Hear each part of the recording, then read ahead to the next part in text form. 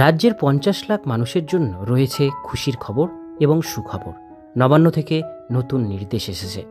আজকে ভিডিওটির মধ্যে দিয়ে সেই নির্দেশ কি এসেছে সেটা নিয়ে আলোচনা করব, যাতে আপনারা সবাই সেই বিষয় নিয়ে বুঝতে পারেন। আজকের ভিডিওটি এখান থেকেই শুরু করছি। ভিডিওটিকে শুরু করার আগে আপনারা যারা আমাদের চ্যানেলে প্রথমবার দেখছেন, চ্যানেলটিকে সাবস্ক্রাইব করে পাশের বেল আইকনটিকে বাজিয়ে রাখবেন এরকমই গুরুত্বপূর্ণ লেটেস্ট আপডেটগুলো সবার প্রথমে দেখবার জন্য।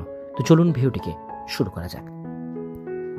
পানীয় জলের সংকটে ভুগছিল পশ্চিমবঙ্গের লাখ লাখ মানুষ। জলের সমস্যা নিয়ে বহুদিন ধরে রাজ্যবাসীরা অভিযোগ জানিয়ে আসছিল। সেই সমস্যার সমাধানে এবার উদ্যোগী হলেন রাজ্যের মুখ্যমন্ত্রী মমতা বন্দ্যোপাধ্যায়। সম্প্রতি নবান্নে এক বিশেষ বৈঠকে বিভিন্ন কেন্দ্রীয় সংস্থার সঙ্গে আলোচনা করে এই সমস্যার সমাধানের পথ খুঁজে বার করেছেন তিনি। পানীয় জলের সংকট নিয়ে ক্ষোভ। জল জীবন মিশনের অধীনে গ্রামাঞ্চলে নলবাহিত পরিশ্রুত পানীয় জল সরবরাহ করার পরিকল্পনা গ্রহণ করা হয়েছিল, কিন্তু সেই প্রকল্পের কাজ বিভিন্ন জায়গায় বন্ধ হয়ে গিয়েছিল।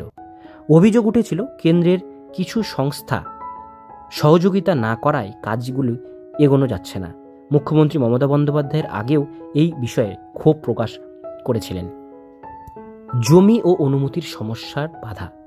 পরিকল্পনা অনুযায়ী কেন্দ্রীয় সংস্থাগুলির জমির ওপর দিয়ে নলবাহিত জলের সংযোগ নেওয়ার প্রয়োজন ছিল, কিন্তু সেই অনুমতি নেওয়ার প্রক্রিয়া ছিল অত্যন্ত দীর্ঘ এবং প্রক্রিয়াধীন।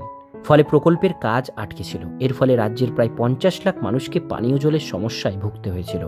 এই কারণেই তারা পানীয় জলের সমস্যার জন্য বিভিন্ন অভিযোগ তুলেছিল। নবান্নে বিশেষ বৈঠক। এই অভিযোগের সমস্যার সমাধানের উদ্দেশ্যে মমতা বন্দ্যোপাধ্যায় নির্দেশে সম্প্রতি নবান্নে একটি বিশেষ বৈঠকের আয়োজন করা হয়েছিল। এই বৈঠকে rail, DVC, national highway authority of India এবং IOCL এর বিভিন্ন কেন্দ্রীয় সংস্থার প্রতিনিধিরা উপস্থিত ছিলেন।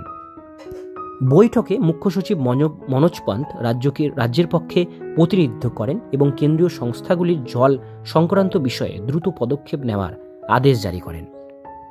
দ্রুত কাজের নির্দেশ।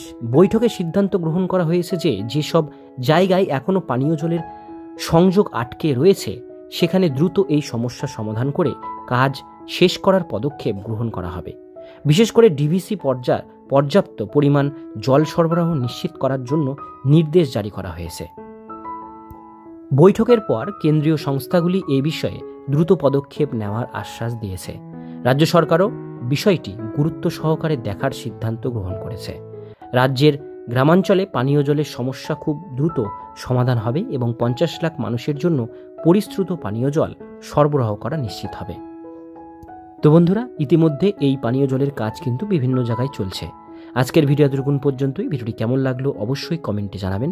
ভালো লাগলে লাইক করবেন। এরকমই নিত্য নতুন আপডেট পেতে গেলে চ্যানেলটিকে সাবস্ক্রাইব করে পাশের বেল আইকনটিকে অবশ্যই বাজিয়ে রাখবেন।